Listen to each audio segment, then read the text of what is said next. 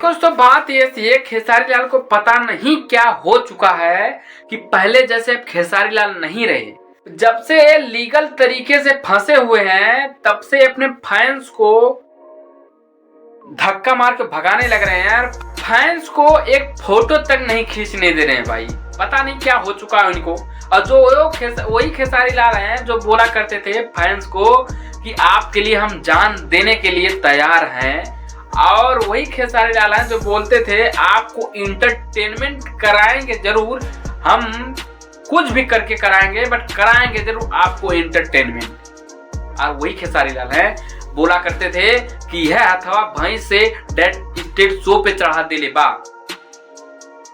और जो लोग भैंस से डेड स्टेट शो पे चढ़ा दिए, आज उन्हीं को एक फोटो नहीं खींचने दे रहे हैं। बताइए,